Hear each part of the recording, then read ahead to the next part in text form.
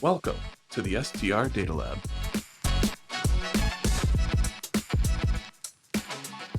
Hello and welcome to the STR Data Lab. I'm Jamie Lane, Chief Economist at AirDNA, and I've got a fun guest for today. We have Hailie Anderson. She is the Airbnb Takeoff founder, joining us live from the Philippines. Hailie, Hello, welcome to the show. hello. Thank you so much for having me. I'm super excited to be here. I feel like this is a little bit of a pinch me moment as I've been a user of AirDNA for a while and have seen you at many conferences. So I'm super excited to be here. Thank you for having me. Awesome. I just wanted to get the sort of indication for our guests. I think you are officially our youngest guest ever on the podcast. Love that. uh, But and it is fun, sort of the new generation of investors. And I started my sort of home investing journey.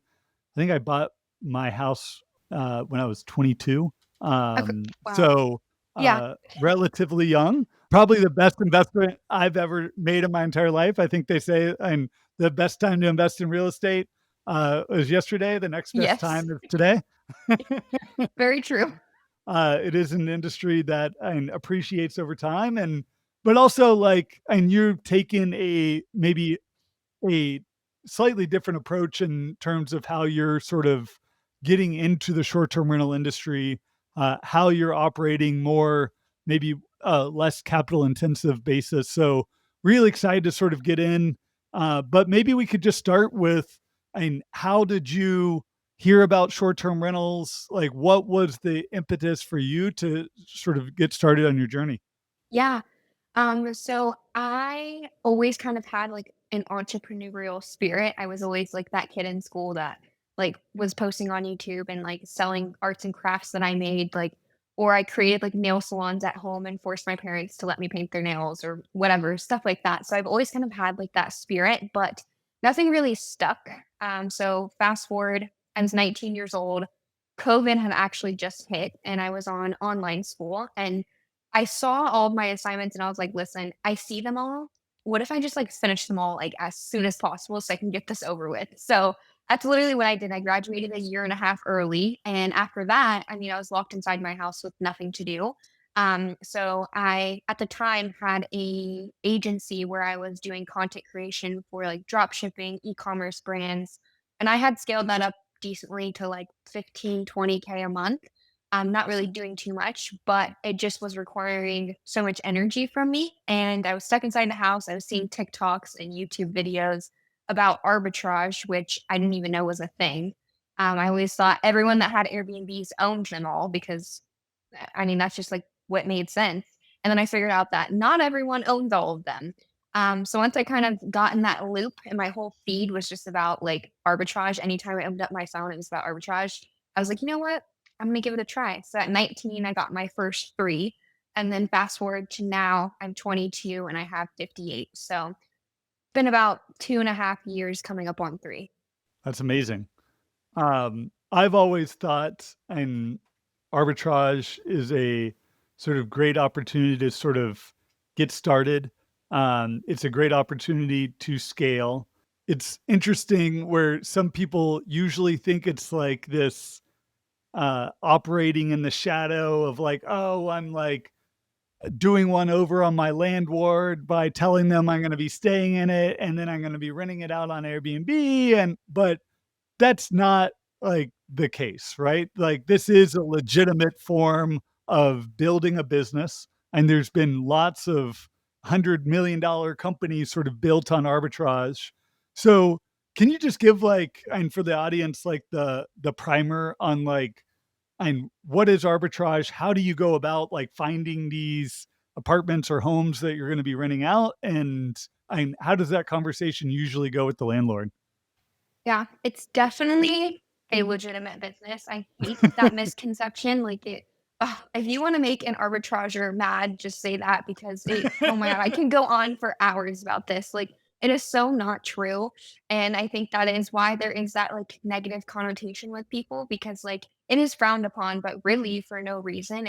I'm essentially operating as a property management company just with properties I don't own. but they're all acquired legally and properly. So in terms of like acquisition, basically, in the beginning, I was doing all the cold calling, cold email outreach to get these leads myself, and that worked for quite a while. I mean, I was doing that up until probably about 28 units, and then at that point, I just realized I'm very focused on like automation, delegation, because I mean, I love to travel and all that stuff, so I didn't wanna be tied to all the management and stuff, so I hired 2 cold callers. They started doing all of my cold email outreach, all of my cold calling. They're currently doing, like, 40 hours a week of that, and essentially, we're just outreaching to different markets, different submarkets, and all across the United States, even internationally, and just pitching, "Hey, this is what we do. This is how I'm going to do it. This is my intentions with your property. This is kind of what I've built currently, and I want to take all of your units that you have available. So let's work." So it's really a numbers game. I mean, we have 40 hours a week cold calling right now, and on average, there's about, I would say, 10 qualified leads a week that we're getting, which with the amount of volume we're doing is not much. So it's definitely a numbers game, but that's essentially how we're acquiring them. I've acquired all of mine through cold email and like cold calling outreach. That's great. And on the sort of cold outreach, is it just like a spray and pray? Like, are you just trying to find anyone that will let you do it? Or are you like being tactical and like, these are the markets, these are the areas that I think I could actually make money? Or is let me see who will say yes, and then let me go in and like analyze it and see if it'll make money after the fact? Yeah. So it's a little bit of both, I'd say. I mean, it is such a numbers game and volume game that you can find someone can present you a property that if you just look at it, it'd be like, this is going to not be a good deal. The numbers don't make sense. But my biggest thing is I've taken properties that don't make sense on listings. Maybe the rent is too high, or that's like the biggest thing. Rent could be too high, or you don't get any concessions. And been able to convince them to turn it into a good deal by getting concessions. So I kind of do a little bit of both. I think the market is really, really crucial, and I only want to outreach in specific markets and submarkets that I do my research on. So every single week, I send a list to the cold callers like, hey, let's focus on these 3 markets this week. And we kind of spray and pray and hope, what we can get. And then from there, once we get that initial yes, we allow what you want to do, then I personally go in and say, okay, is this a good deal? Is this not a good deal? How can I make it a good deal? And then that's when the negotiations kind of start. Yeah. No, that's I'm sure some interesting negotiations back and forth. Yeah, Uh, it's a process. and then the other sort of thing I've heard from and people doing arbitrage is like once you sort of do it and make money and show that these property can make money, like a lot of times like people are worried that then the landlord's just gonna like take the property from them back and like do it themselves. In your experience so far, what have been some of the downsides of sort of rental arbitrage? And also just all the upfront costs around like furnishing, like, and it can be, I guess, and even though it is like the cash flow light way to get into short-term rentals, like it's not cheap to furnish all these places. No. So what have you seen as sort of the downsides of rental arbitrage? Yeah, I would say, again, it is one of the friendlier options in getting started in business, especially with the cash flow comparison. I was 19 when I started, so not only did I not have money to like buy a house, but I also didn't have money to furnish one. I was living with my parents, like I didn't even have my own apartment. So I definitely went like the business credit route where I just opened up an LLC. I went to Chase and I said, "Hey, how much can I get approved for?" I got approved for like $12,000 and I was like, okay, I have 3 units and this is all the money I have. So we're going to see what I can make happen. So I definitely lean on like the credit cards and stuff like that, which a lot of people find risky. And yes, there's risk to it, but I also am absolutely obsessed with it and will continue to do it. In terms of like the downsides, I would definitely say the dealing with, like, the property managers and landlords can be a bit annoying, mainly because I am STR focused, so I have, like, every single day there's turnovers, and I have a lot of apartment complexes where I have, like, 22 units, 10 units, 15 units in these buildings, and no matter how good your systems, no matter how good your team is, you're dealing with so much volume of people that they are going to go to the leasing or they are going to be doing those things that you say not to do just because there's a leasing office right there. So no matter what guidebook you have, no matter how many automated messages you have, you are going to get that kind of pushback from leasing or even the landlord potentially. And a lot of the times, these are issues that you can just look internally and fix. Sometimes it is your automated message isn't strong enough, or sometimes, your guidebook had terrible check-in instructions and that's causing people to go to leasing. So a lot of these things can be mitigated and when you just look inwards, but you still have that constant pressure of like, okay, how can I keep the leasing happy? How can I keep the landlord happy? Because you are subject to these lease terms, which I like to sign the longest leases possible for that reason primarily is like you get locked in for longer, but you do always have those exit clauses where if they're not happy, they could potentially kick you out. And now you just spent X amount of money furnishing, and now you're not making the money you thought you were going to be making. So there is definitely risk, but I mean, the reward is plentiful. I think there's risk in everything you do. So I think it's worth it. Yeah. So give us a sense of like what markets are you in? Like, what type of properties? Is it apartments? Is it single family homes? Like, what does your portfolio look like today?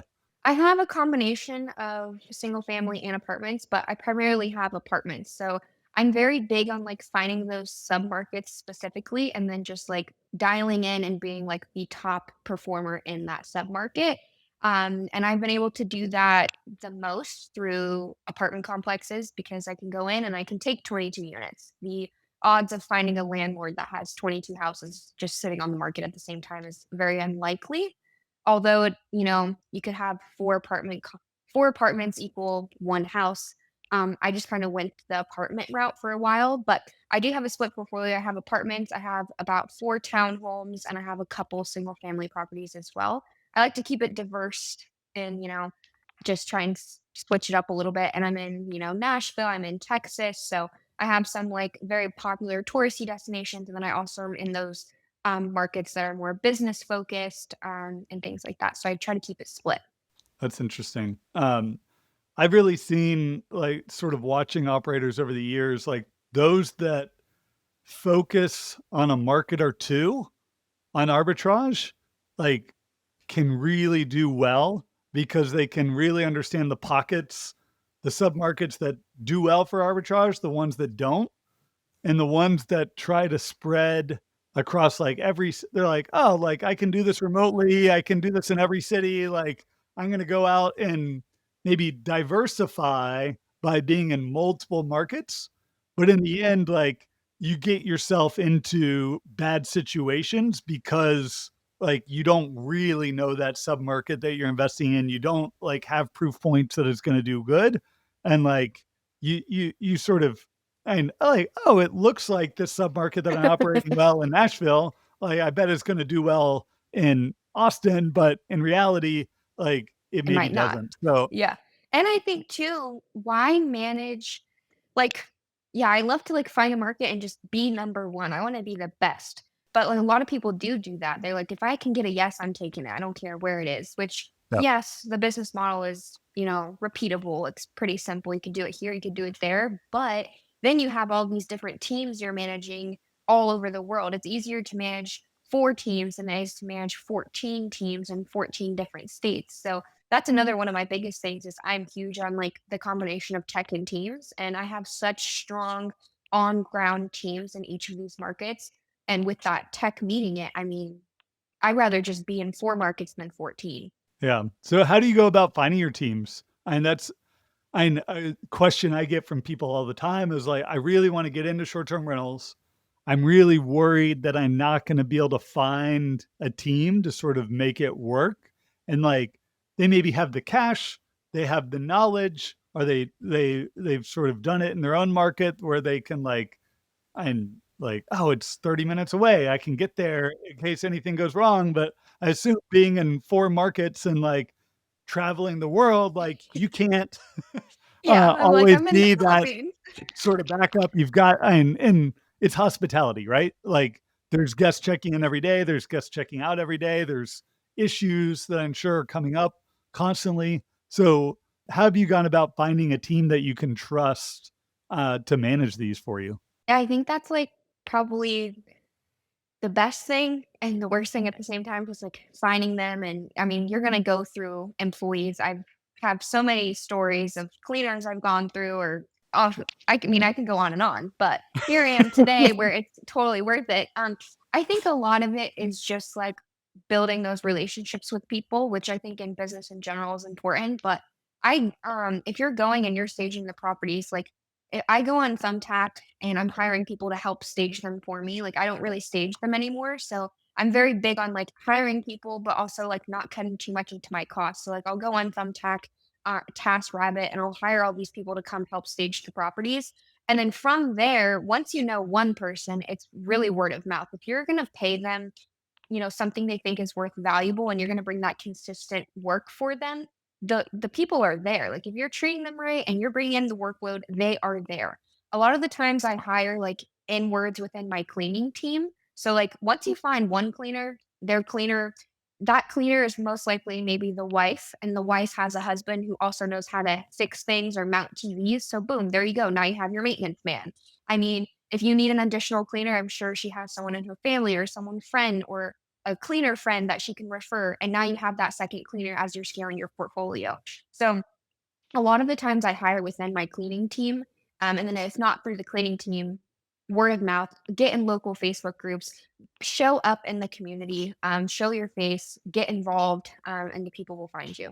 Yeah, I love that, and I've seen it too of, like, you find one good person, and it usually sort of multiplies to, "Okay, now I've found a lot of good people because that one good person knows A lot of other other good people," people. and then they don't wanna recommend people that aren't gonna be good, right? Because it Yes. reflects bad upon them, so Yes, they will never send you someone bad because then it's a reflection of them. So if it's like, "Hey," like just last week, I was like, "Hey, we need an additional maintenance man.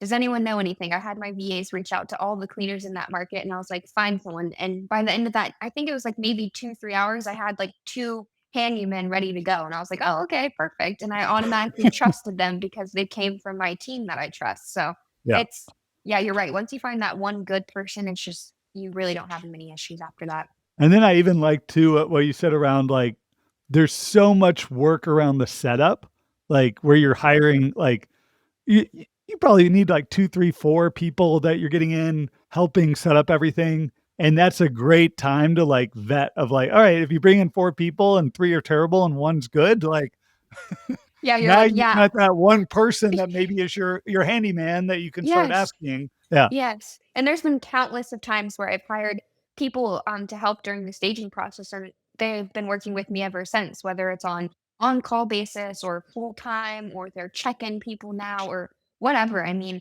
it's a great time to vet, and you get firsthand experience of, like, if you can't mount a TV in an hour, I'm definitely not gonna call you to fix some serious issue. yeah.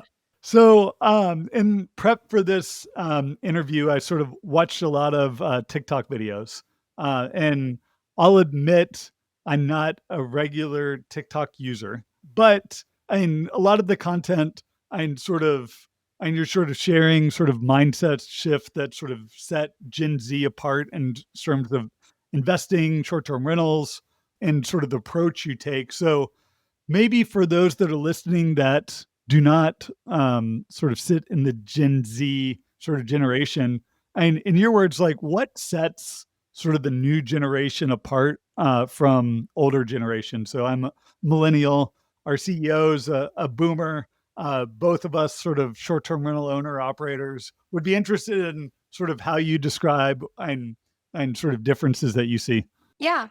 I mean, I love networking with everyone, and I think that's like the really great thing, not just about Gen Z. Like I hate identifying as like a specific generation, but there is differences between generations, of course. But I think everyone can learn from each other, and I've leaned on, people not in Gen Z just as much as I have as Gen Zers. I would say like the noticeable difference I can kind of tell because I have a lot of older friends, I have a lot of younger friends, is that like Gen Z is just we're very like risk aware, but we're just bold. Like we want fast ROI, we want action, we want to do things, we're willing to take those bigger risks, which I feel like is a little bit different than those older generations, the more traditional routes. we are not traditional at all.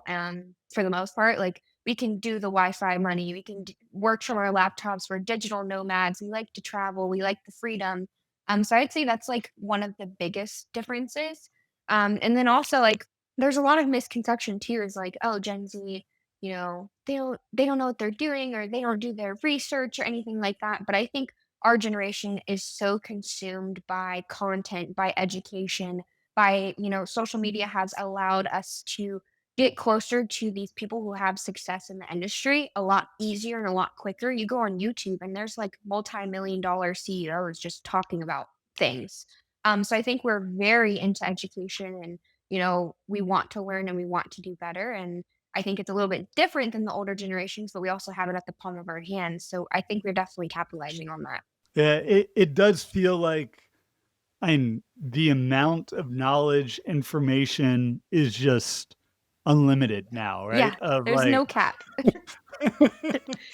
whether it's in content on social media, content on YouTube, content and be able to ask ChatGPT like, what do I do here? Yeah, Like, help uh, me. Literally. yeah.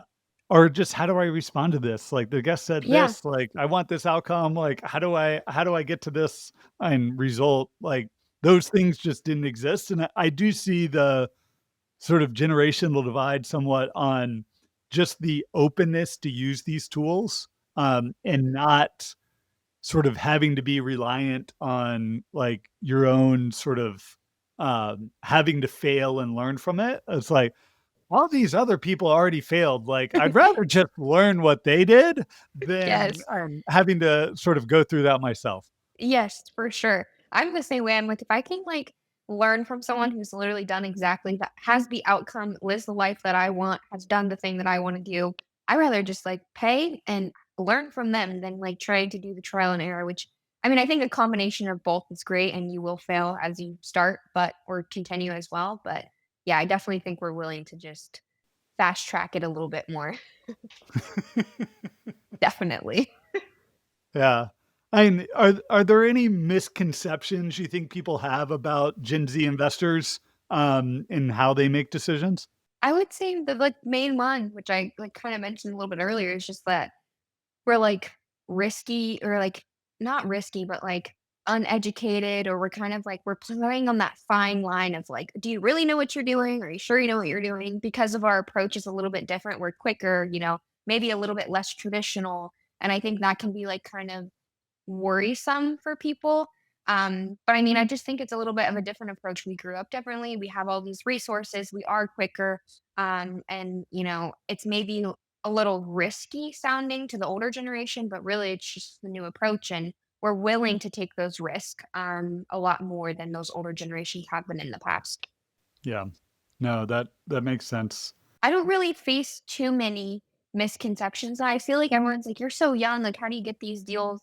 When you know what you're talking about and you, like, have that confidence when you're talking to these business professionals, like, I don't really get that much pushback. It's like, "Oh, I don't." The least interesting thing about me is my age when I talk to these people. I don't think I ever even mention my age. Like, you might see it when I'm signing a lease, but other than that, like, no one ever asked about it because I'm confident, and I think that carries over in these conversations I have with people to where it's not even an issue that I faced. Yeah. And I feel like in passing you mentioned that and you're sort of very dependent on sort of your tech and your team. We talked about your team.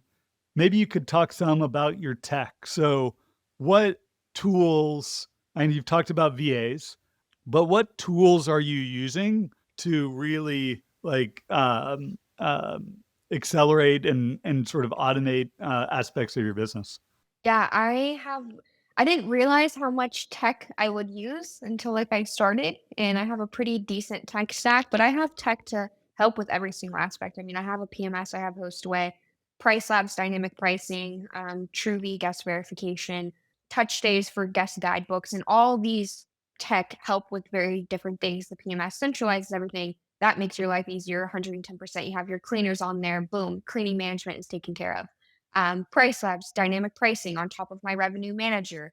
I never have to worry about occupancy. I never have to worry about revenue. It's taken care of. So I mean, all of these different softwares help with very big issues or problems that hosts can face. And then whatever I can't automate, I then delegate to somebody. So that's where my VAs come in place. They're kind of doing those daily tasks that really is not automated at this point, or anything that you need that human touch for. And then that's just after I automate everything. So it's kind of like first, what tech can solve this issue? Or if tech cannot solve it, or tech cannot solve it as good as a human, then I hire somebody.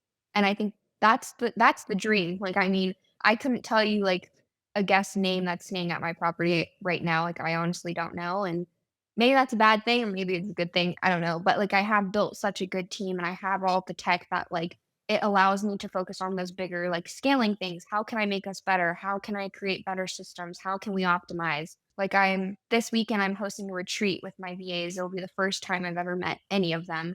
There's 11 of us. We're going to this huge Airbnb, and we're just going to focus on in-person training, optimization, team building, team bonding, and kind of figure out how like collectively we can all scale this to the greater. Yeah. And how have you seen that and sort of and as you've scaled the sort of impact on the guests, like have you been able to sort of maintain the consistency that's maybe relatively easy when you have 3 properties? And I assume gets exponentially harder Yeah. when you get up to 58 properties.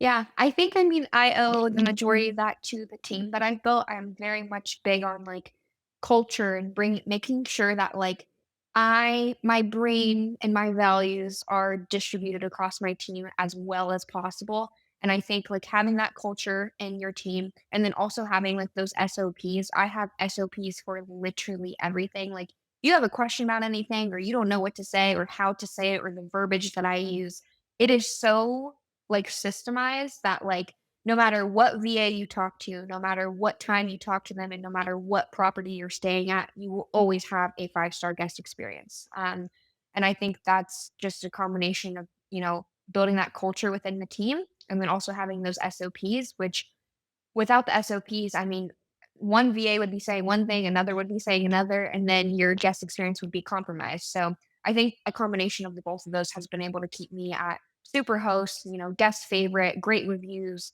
across all 58 units. That's awesome. Um, So what's next for you? Like, is it you want to take it to 100 units, take it to 150, sort of sit back and let your team run it while you travel the world? And what what do you Yeah, think next? I go back and forth all the time. I mean, I think the misconception about arbitrage is that like it's not a real business and blah blah blah blah blah, which it definitely is a very real business, but I think it's more of a tool that I am capitalizing on and going to keep doing until it doesn't make sense anymore. So if I get someone that reaches out, or my cold callers are like, "Hey, we got 20 units," I will take them, because once you do it once, you know the system, you have, you know, the team in place, you have the SOPs. It's really not adding much more work by getting more units, just profit at that point. So I will continue to take on units. I don't really have like a unit goal. I think hitting 100 would be cool because it's 100, but I mean, 50 was cool too. 58 is cool. So I plan to keep taking on arbitrage deals, but I really started it as a tool to get me to buy property. And that's kind of like where I'm at now, is just figuring out, okay, what do I want to invest in? Do I want to build a micro resort? Do I want to build an apartment complex? Do I want to buy a house? Do I want to flip a house? Like, I definitely want to stay in the hospitality industry. I have grown such a huge love for it, and the community as well. So it definitely will be within this industry. It's just figuring out which avenue I kind of want to take it, but definitely working on it. I'm kind of sitting back right now in terms of like the actual arbitrage business right now, and kind of focusing on, okay, what are my goals and how can I reach them? I have, the money now that I didn't have before. It's just more so dialing down on my vision and like, what does Hailie actually want? So that's where I'm at currently. No, that's great. How do you think about those questions though? Because at 22, like I didn't know what I want. Yeah. I knew I kn I knew the house that I bought, like, all of a sudden, I rented out the 2 rooms, and, like, then I didn't have a mortgage, and Yeah. it's like, "Alright, now I'm living for free, making money while working." It's like, "Alright, now I gotta make a plan on" and we solved that one part of the life. Now need to figure out like what's going to and sort of enrich the other aspects. So any thoughts there on like what and you're going to be doing over these next couple of years? Yeah, that's a really good question. I love that question.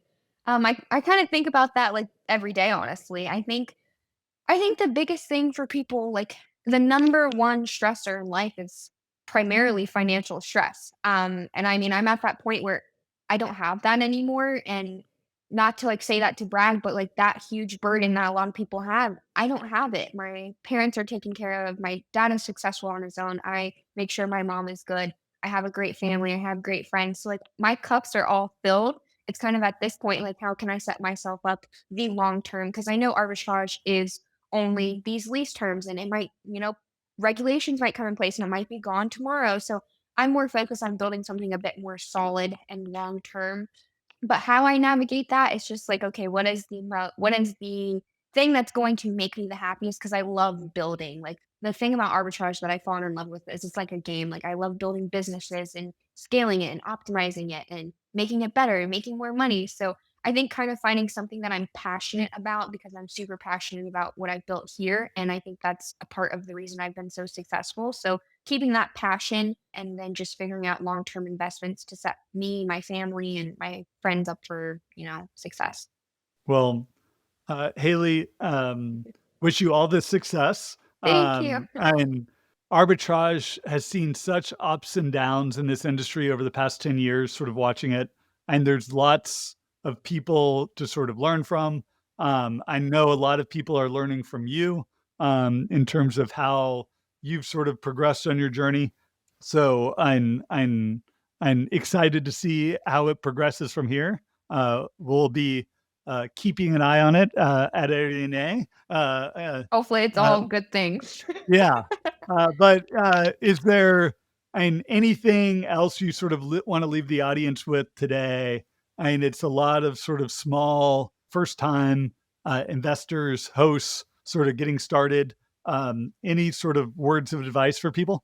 Yeah, I would say just start. I mean, even if you don't know what you want to start, I mean, you're listening to this podcast for a reason. It intrigued you for some reason. You're here for a reason. If there's something that interests you that you have passion about, just try. I mean, there's so many ways, untraditional ways to make money in today's age. And I'm no different than anyone else who has success doing it or anyone else like you. Like, the only reason I'm here and maybe you're not is because I've tried more. I failed more. Like fail forward, keep failing. I'm an advocate for failing. I fail all the time and I'm still okay. Every time I'm okay.